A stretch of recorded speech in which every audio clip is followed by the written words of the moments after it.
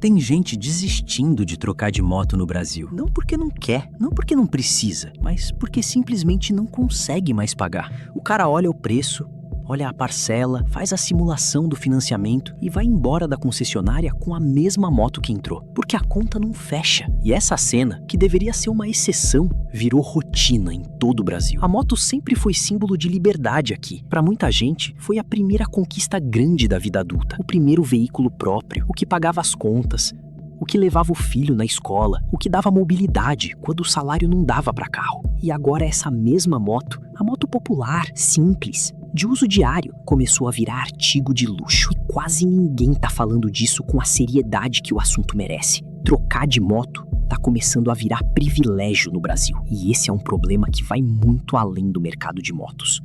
O que está acontecendo com o preço das motos no Brasil não é um problema isolado do mercado automotivo.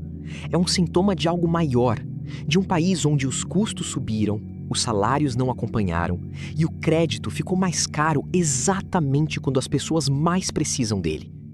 As motos são apenas o espelho mais visível disso tudo. E hoje, nesse vídeo, a gente vai olhar para esse espelho sem desviar o olhar, porque tem muita coisa acontecendo aqui que o brasileiro tá sentindo na pele, mas que quase ninguém tá colocando em palavras diretas. Quando comecei a pesquisar esse assunto, o que me pegou não foi o número frio, foi o relato de um seguidor aqui no canal, porque aí você entende que não é estatística, é a vida real de alguém. Teve uma época em que trocar de moto era difícil, mas não era impossível. O cara juntava uns meses, entrava no financiamento, suava a camisa e conseguia. Não era tranquilo, mas ainda era alcançável. A sensação era de que, com esforço, dava. Essa sensação começou a desaparecer. E não foi de uma vez, foi aos poucos. De um reajuste em outro, de um aumento de juros em outro, até chegar num ponto em que muita gente olha para o preço de uma moto 160cc e não consegue mais enxergar o caminho até ela. Uma CG 160, a moto mais vendida do Brasil, a moto do trabalhador, a moto de todo dia, tá chegando a configurações acima de R$14 mil em 2026, dependendo da versão e da região, financiada em 36 meses, com as taxas de juros que o mercado pratica hoje, chegando a 1,8% ao mês em algumas financeiras, o custo total passa de R$17 mil. Você paga 17 mil por uma moto de 12 mil todo mês, durante 3 anos. Aquela parcela aparece no boleto. Para um trabalhador que ganha 2 salários mínimos, essa parcela representa um percentual do salário que simplesmente não cabe no orçamento sem sacrificar outra coisa essencial. E não é só a parcela. É o seguro, que disparou porque o número de roubos e furtos de moto cresceu nas grandes cidades. É a revisão obrigatória, que o comprador empolgado raramente calcula antes de assinar o contrato. São os acessórios mínimos, capacete obrigatório, equipamentos de segurança, que adicionam mais algumas centenas de reais no custo real da compra. Quando você soma tudo isso, a moto que parecia possível no anúncio da concessionária vira um compromisso financeiro que pesa muito mais do que qualquer pessoa planejou assumir. E aí a pergunta que muita gente está fazendo em silêncio fica cada vez mais difícil de ignorar. Isso ainda vale a pena? Relato que se repete. Comprador anônimo compartilhou em fórum e disse o seguinte: entrei para financiar uma CG, saí com a simulação na mão e um vazio no estômago. A parcela cabia, mas só se eu cortasse o plano de saúde. Decidi não comprar. Fico na moto velha que ainda roda. Não é o que eu queria, é o que dá para fazer. Os relatórios de emplacamento mostram números.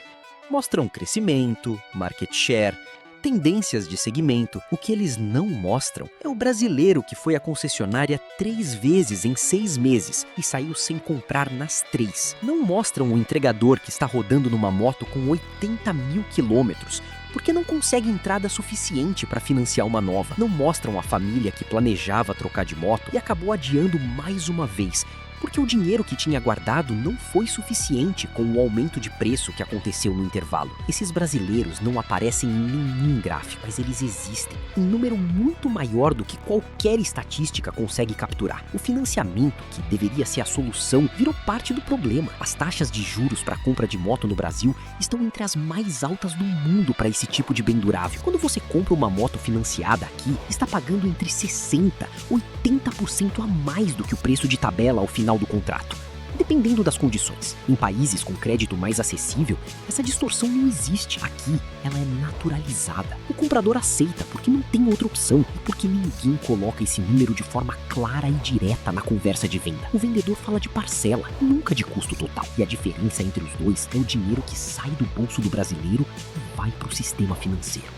Existe ainda um grupo que está sofrendo mais do que qualquer outro nessa equação. O trabalhador que usa a moto como ferramenta de renda. O entregador, o mototaxista, o profissional autônomo que precisa de uma moto em bom estado para gerar renda. Para esse perfil, a moto não é conforto, é necessidade. E quando a necessidade fica inacessível, a equação inteira da subsistência muda. Roda numa moto velha que consome mais, para mais, gera mais custo de manutenção e representa risco maior. Ou endivida para comprar uma nova e passa meses com parcela pesada, comprometendo o lucro que a moto deveria estar gerando. Não existe saída boa. E isso é uma crise que o mercado de motos produz. Mas que quem sofre não é o mercado, é o trabalhador. Entregador de aplicativo em São Paulo disse: "Tô há 2 anos tentando trocar de moto. Toda vez que junto dinheiro, o preço subiu. Quando consigo a entrada, os juros do financiamento me assustam. Continuo na moto velha, porque a nova virou um sonho que fica se afastando. Eu preciso trabalhar todo dia nessa moto." E aqui está o detalhe que quase todo mundo ignora nessa história. Quando o preço empurra as pessoas para fora do mercado que sempre frequentaram, elas não desistem de comprar moto. Elas mudam o que compram. E essa mudança, que parece só uma decisão individual, está criando um movimento que está redesenhando o mercado inteiro. E os próximos minutos vão mostrar como isso está acontecendo, de um jeito que ninguém planejou e que ninguém consegue mais parar. O brasileiro que começou a olhar para Bajaj, Haojui, CF Moto e outras marcas novas, na maioria das vezes não foi lá porque ficou encantado com o produto. Foi porque o preço das tradicionais começou a empurrá-lo para lá. Essa diferença é importante e é o que os relatórios de crescimento de novas marcas não contam. Não é conversão por amor, é conversão por necessidade. E necessidade é um motor muito mais poderoso e muito mais duradouro do que qualquer campanha publicitária poderia criar. O comprador que entra na concessionária Honda leva o susto do preço, vai embora e começa a pesquisar alternativas. Não está buscando aventura, está buscando possibilidade. Está fazendo uma pergunta muito simples: existe algum lugar onde a conta fecha? E quando ele descobre que a Bajaj Pulsar N160 entrega ABS, injeção eletrônica e painel digital por um preço significativamente menor do que a CG 160 sem esses recursos, a resposta é sim. Não é uma resposta que ele esperava dar, mas é a resposta que o bolso está dando por ele. E quando o bolso decide, a lealdade de marca vai para o segundo plano. O que está acontecendo não é o brasileiro virando fã de marca indiana ou chinesa. É o brasileiro sendo forçado a descobrir que existem opções que ele não sabia que existiam. Ou que sabia, mas descartava por medo. E esse medo foi diminuindo exatamente porque as pessoas que foram antes dele relataram experiências reais. O vizinho que comprou uma Haiyuji e rodou 30 mil quilômetros sem problema sério. O amigo que comprou uma Bajaj e faz manutenção por menos do que pagava na Honda.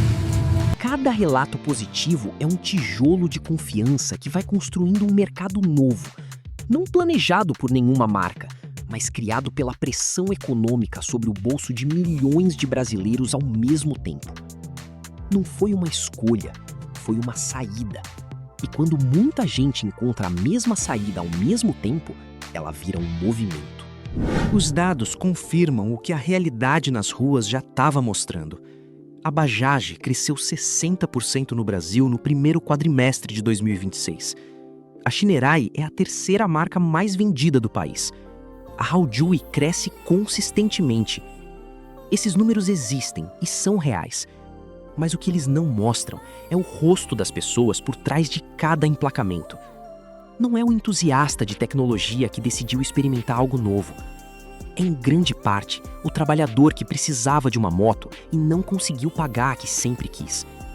É o jovem que está comprando a primeira moto e descobriu que a opção segura estava fora do alcance financeiro. É a pessoa que planejava a troca há 2 anos e viu o preço fugir do que havia calculado. Esse crescimento das novas marcas não é uma vitória de marketing. É um sintoma da pressão econômica que o brasileiro está vivendo. E quando você entende isso, existe uma ironia amarga em tudo isso. As marcas novas estão crescendo não porque o mercado está bem, mas porque o mercado está ruim para o consumidor. O crescimento das alternativas mais baratas é, na verdade, um indicador de crise. Quando muita gente migra para o mais barato, não por escolha, mas por necessidade, isso não é diversificação saudável do mercado. É o sintoma de um mercado que ficou inacessível para o público que sempre foi seu maior comprador. E ninguém está chamando isso pelo nome que merece. O dado que muda a leitura do crescimento. Bajaj, mais 60% no primeiro quadrimestre de 2026. Shinerai, terceira marca mais vendida do Brasil. Haojue em crescimento consistente. Esses números são frequentemente celebrados como expansão do mercado. A leitura mais honesta é o brasileiro migrando para onde o bolso permite, não para onde o coração quer. O preço das motos saiu do controle no Brasil. Não é exagero. É o que os números mostram e o que qualquer pessoa que foi a uma concessionária nos últimos 2 anos sentiu. Mas o que isso diz sobre o país vai além do mercado de motos. Diz que o crédito ficou caro demais para o trabalhador que mais precisa dele. Diz que o salário não acompanhou o custo de nada que é essencial. Diz que a mobilidade, que sempre foi o primeiro degrau de inclusão econômica no Brasil, está ficando cada vez mais restrita para quem já tem pouco espaço no orçamento. A moto nunca foi um luxo no Brasil. Foi sempre uma ferramenta de sobrevivência e de ascensão para milhões de pessoas. O cara que comprou a moto para trabalhar, que pagou as contas com ela, que educou os filhos com o que ela proporcionou, esse cara não precisa de moto como hobby, precisa como oxigênio econômico. E quando o oxigênio fica caro demais, o sufoco é real. E o sufoco que muita gente está sentindo hoje no mercado de motos tem um nome mais preciso do que preço alto. Tem o nome de crise silenciosa. A crise que não virou manchete, que não gerou protesto, mas que está presente em cada concessionária onde alguém saiu sem comprar o que precisava. Uma moto popular virou artigo de luxo. E isso não é problema do mercado de motos. É problema do Brasil. A pergunta real não é se os preços das motos vão cair. A pergunta real é: o Brasil vai conseguir devolver para o trabalhador o acesso a algo que sempre foi básico? A mobilidade com dignidade? A moto sempre foi símbolo de liberdade aqui. Hoje, ela está começando a virar símbolo de algo diferente. Símbolo de uma distância que cresce entre o que as pessoas precisam e o que conseguem alcançar. E essa distância precisa ser chamada pelo nome que merece, antes que se torne grande demais para ser ignorada. Agora, eu quero saber a sua opinião, sem filtro, sem cerimônia. Você acha que o preço das motos realmente saiu do controle no Brasil? Ou o brasileiro só acordou para uma realidade que sempre existiu? E se você já passou por esse sufoco? Foi à concessionária, levou o susto do preço, saiu sem comprar? Conta aqui, porque esse relato que parece individual é coletivo. É o Brasil inteiro sentindo a mesma coisa ao mesmo tempo. E esse canal existe exatamente para dar voz a isso. Se inscreve no Circuito Oculto, porque o que está acontecendo no mercado de motos diz muito mais sobre quem somos como país do que qualquer relatório de emplacamento vai te contar.